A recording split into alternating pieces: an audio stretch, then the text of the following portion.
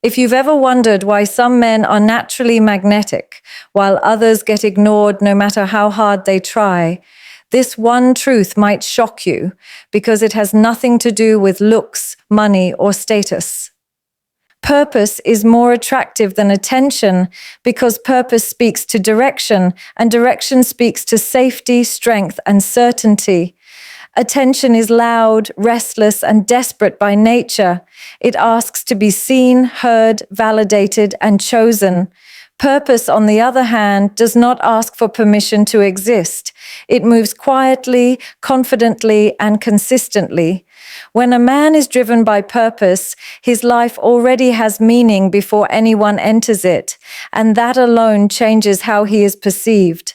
A man seeking attention is always watching reactions, measuring interest, adjusting his behavior to be liked, feared, or admired.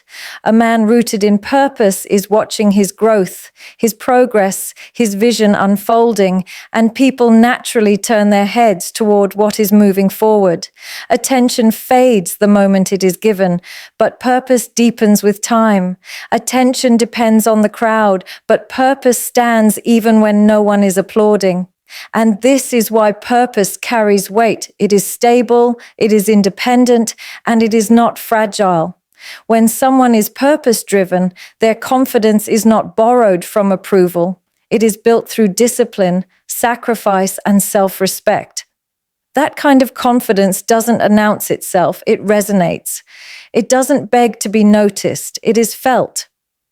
And when a woman senses that a man's life is filled with meaning beyond her, it creates intrigue rather than pressure, curiosity rather than control, desire rather than obligation. Attention says, "Look at me," while purpose says, "Watch me build." Attention wants quick validation. Purpose is willing to be misunderstood while working quietly behind the scenes. Attention is reactive. It collapses when ignored and overinflates when praised. Purpose is steady. It remains unchanged whether admired or doubted. This steadiness is what creates emotional gravity. A man who lives for attention becomes emotionally expensive because his peace depends on how others treat him. A man who lives for purpose becomes emotionally safe because his peace is not tied to outcomes, reactions, or responses. There is something deeply attractive about a man who is not easily shaken, not easily distracted, not easily pulled into emotional chaos. Purpose anchors him. It organizes his priorities, sharpens his decisions, and filters his behavior. He does not chase connection from emptiness. He connects from fullness, and fullness is felt immediately. You cannot fake it with charm or words or effort. It shows in how he speaks without rushing, how he listens without needing to impress, how he walks without scanning for approval, how he chooses without fear of being alone. When purpose leads, attention follows naturally, but when attention leads, purpose is usually left behind. And people can feel the difference in energy between someone who is trying to be important and someone who is becoming important through the silent consistency of his actions. Neediness kills desire because desire is born from freedom, not pressure. The moment someone feels emotionally responsible for another person's happiness, attraction begins to suffocate. Neediness communicates insecurity without ever needing to say it out loud. It shows up in excessive texting, in constant reassurance seeking, in over-explaining, in apologizing too much, in waiting anxiously for responses, in adjusting personality just to avoid being abandoned. And while these behaviors might look like love on the surface, emotionally they translate into dependence, and dependence is heavy. Desire needs space to breathe. It needs room to wonder, to miss, to choose. The moment someone feels needed for survival rather than wanted for connection, a quiet resistance begins. They may still care, still respond, still stay for a while, but the spark weakens because desire cannot grow where obligation replaces choice. Neediness turns affection into duty, interest into responsibility, attraction into emotional labor. At a deeper level, neediness signals a lack of inner stability. It tells the other person, my emotional state depends on you, and that transfer of power completely changes the dynamic.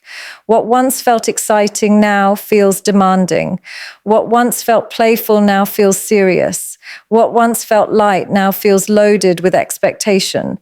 The needy person doesn't realize that their fear of losing someone is the very thing pushing them closer to loss. They grip tighter when they should soften. They lean harder when they should stand on their own. They seek more reassurance when the energy already feels uncertain. And the tragic irony is that the more they try to secure the connection, the more insecure the connection becomes. Desire thrives in confidence, in independence, in the sense that the other person is choosing you freely, not staying because they feel emotionally trapped. Neediness also collapses mystery, and mystery is one of the main engines of desire. When every thought is shared instantly, when every emotion is exposed immediately, when every insecurity is placed on the table without filter, there is no space left for imagination. The unknown disappears. The intrigue fades.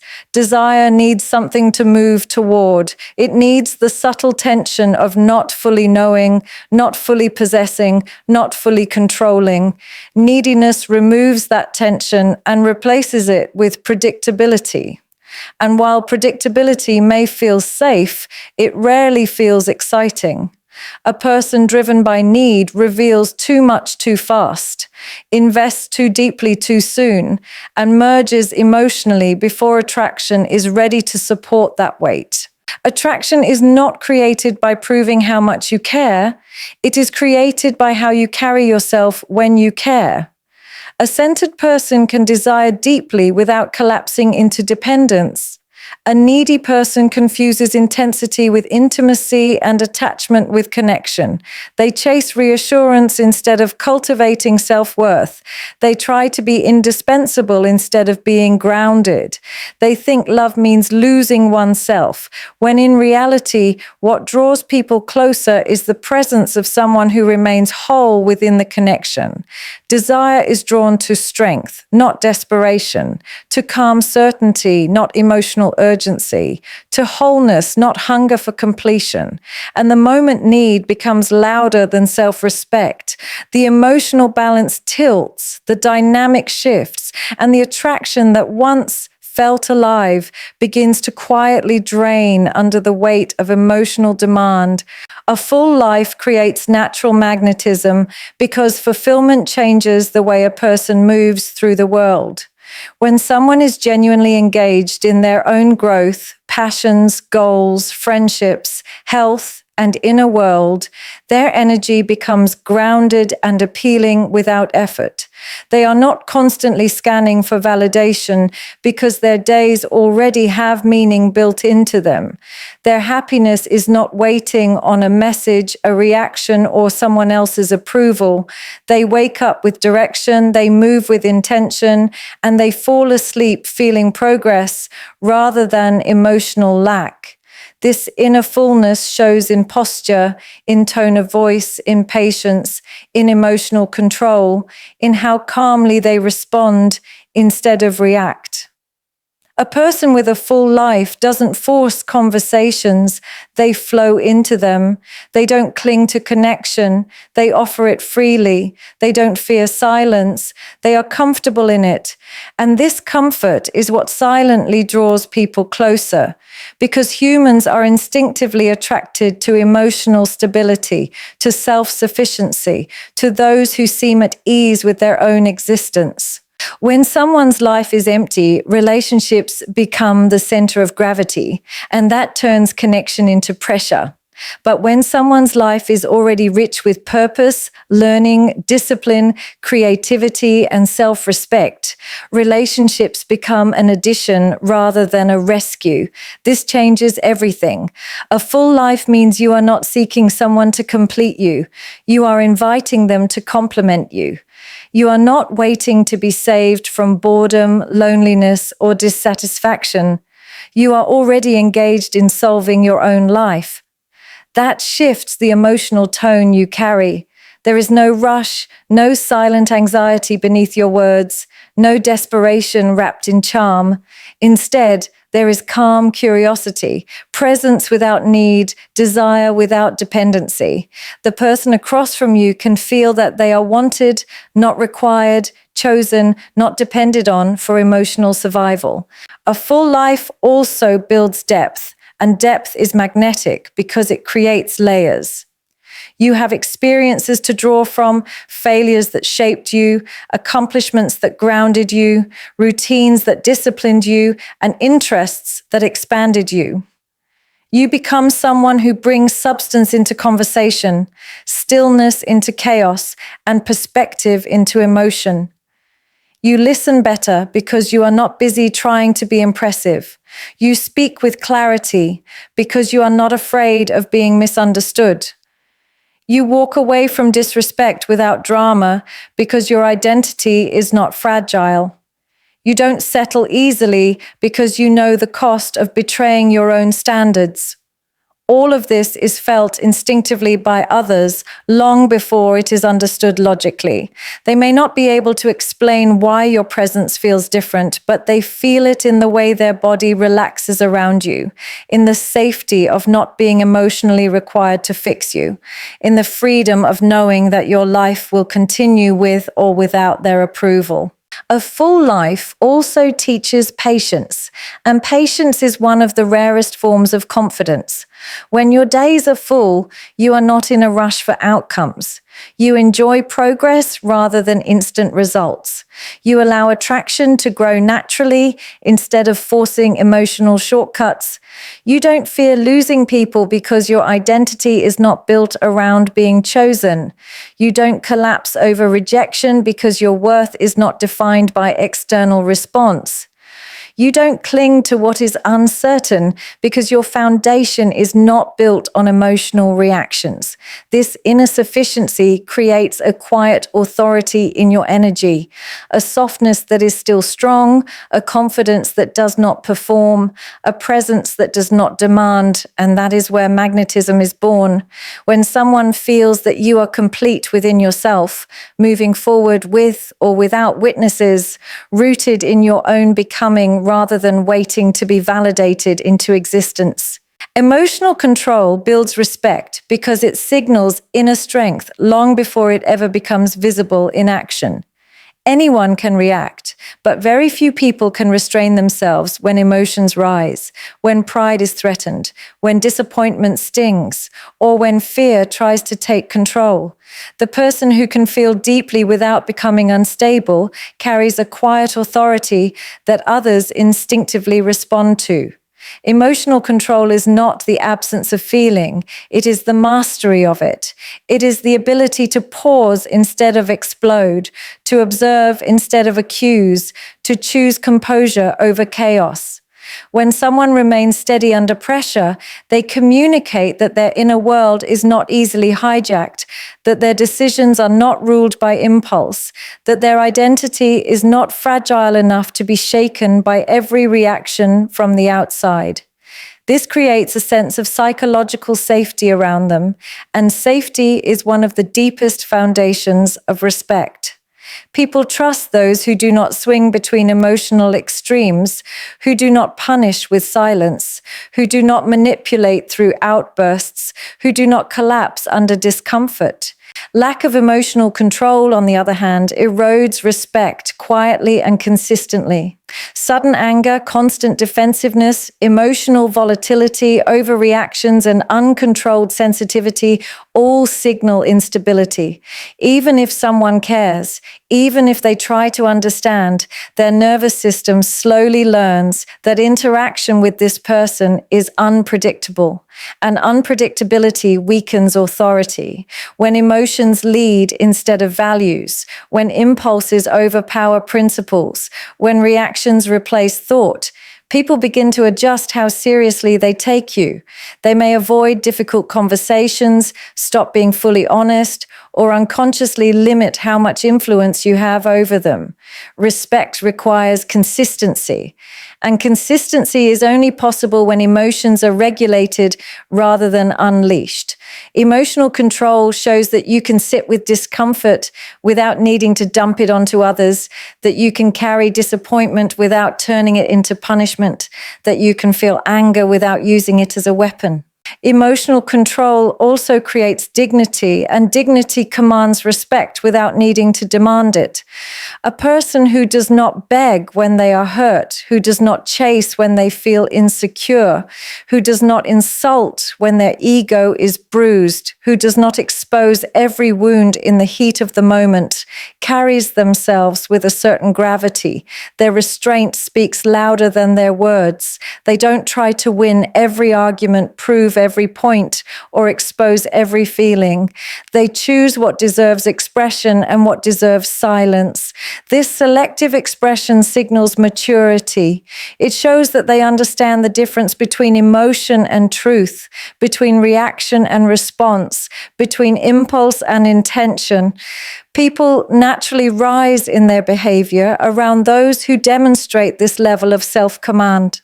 Respect also grows when others see that you do not abandon yourself emotionally, when you don't compromise your standards in emotional chaos, when you don't tolerate disrespect just to avoid discomfort, when you don't stay in situations that erode your self-worth simply to avoid loneliness. You communicate that your emotions do not control your values. You may feel attachment, but you still choose boundaries. You may feel anger, but you still choose restraint. You may feel pain, but you still choose self-respect. This alignment between feeling and principle builds credibility. People may not always agree with your choices, but they sense the clarity behind them. They feel that you are led from within rather than pulled from the outside. And that inner leadership is what makes others trust your direction, honor your presence, and move more carefully around your words and decisions without you ever needing to raise your voice or prove your strength through force or emotional display. Space strengthens attraction because desire needs room to move, to grow, to breathe without being monitored, managed, or controlled. When two people are emotionally fused too tightly, attraction begins to suffocate under the weight of constant access. Space creates the emotional oxygen that allows interest to rise naturally instead of being forced through pressure and repetition.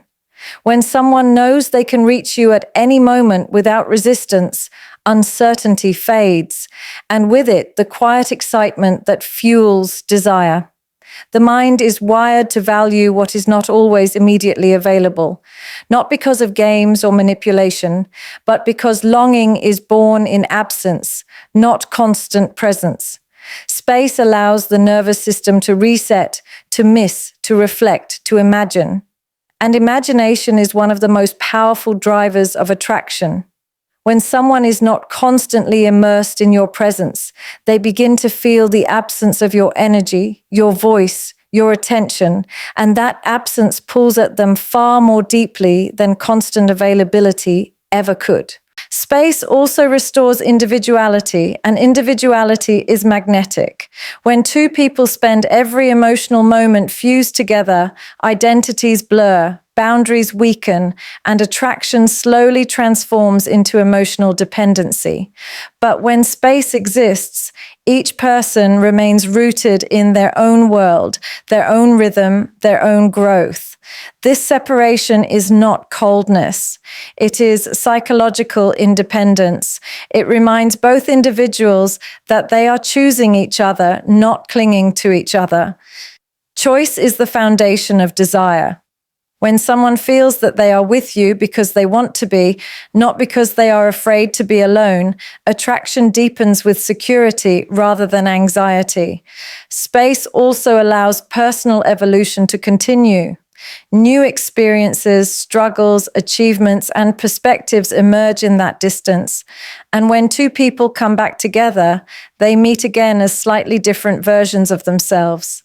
This constant rediscovery keeps attraction alive because novelty is not only found in new people, but in transformed versions of the same person. Without space, emotional overexposure occurs. Every thought is shared instantly. Every feeling is processed out loud. Every insecurity is spilled without filter. While vulnerability is essential, constant emotional transparency can flatten the emotional landscape when it is not balanced with containment. Space allows for emotional digestion. It gives time for feelings to settle into clarity rather than being released in raw form. This containment builds intrigue because not everything is immediately known, not everything is immediately revealed, not everything is immediately resolved. The unknown creates momentum. The pause between interactions becomes charged with curiosity rather than anxiety. Silence becomes meaningful instead of awkward. Distance becomes a bridge rather than a threat. Space also regulates power dynamics. When one person collapses into the emotional gravity of another, attraction shifts into imbalance. One becomes the emotional center, the other becomes the emotional satellite. Desire rarely survives that hierarchy. Space restores equality. It ensures that neither person becomes the sole source of meaning, validation, or stability for the other. It allows both to stand as whole individuals rather than emotional dependents. When someone knows they can leave and still be whole, their staying becomes far more significant. When someone is not afraid of losing you, their choice to be with you carries depth rather than desperation. Space protects dignity. It prevents emotional overinvestment from outpacing mutual attraction. It slows intensity, so it has time to build roots instead of burning out through emotional excess. It allows connection to mature steadily instead of inflating rapidly and collapsing under its own emotional weight. And in that steady rhythm of closeness and distance, of presence and absence, of connection and return, attraction strengthens not through force, but through the quiet pull of anticipation and the unspoken power of what is not always immediately within reach. Self-worth always comes before romantic validation because no amount of external affection can stabilize an identity that is uncertain of its own value. When a person looks to romance to define their worth, they hand over their emotional authority without realizing the cost.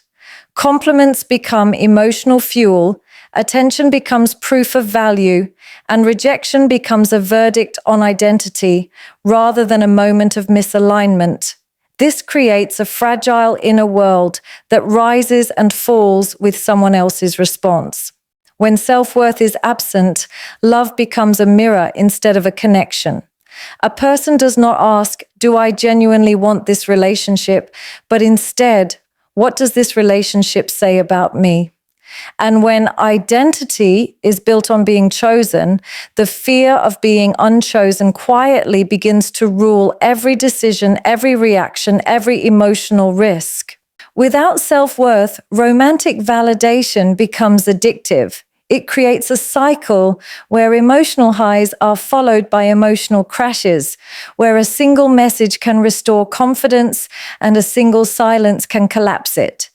This dependence subtly reshapes behavior. Boundaries weaken because the fear of losing validation outweighs the need for self-respect. Standards lower because loneliness feels heavier than compromise. Disrespect is tolerated because abandonment feels more threatening than erosion of dignity.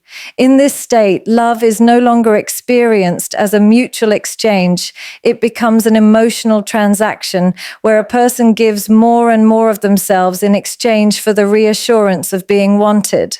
And the more they give without self-worth, the more invisible they begin to feel within the very connection they are trying to preserve. Self-worth changes the entire emotional posture of love. When a person knows their value before they are loved, they enter relationships from choice rather than necessity. They do not chase approval because their identity is not waiting to be confirmed. They do not over-explain their boundaries because they are not seeking permission to exist. They do not cling to emotionally unavailable people in the hope of being proven worthy. They evaluate connection through alignment rather than desperation. In this state, attraction is not sought to fill a wound, but to share a life. Love is no longer used to heal self-doubt, but to deepen an already stable sense of self. The difference is subtle in behavior, but vast in psychology. A person with self-worth can feel attachment without losing autonomy, desire without losing dignity, vulnerability without losing direction. Romantic validation without self-worth distorts perception. It causes people to interpret manipulation as affection, inconsistency as mystery, emotional distance as a challenge to be conquered rather than a signal to step back. The need to be chosen becomes so loud that intuition is silenced. Red flags are reframed as tests. Pain is recast as proof of depth. This distortion keeps people bonded to dynamics that drain rather than nourish them. But when self-worth is intact, patterns are seen clearly rather than romantically. Effort is measured, reciprocity is required, and connection is approached with discernment rather than hunger. Self-worth does not eliminate longing, but it prevents longing from overriding self-respect. It does not make someone emotionally cold, but it makes them emotionally sovereign. And from that sovereignty, love becomes an extension of wholeness rather than a substitute for it.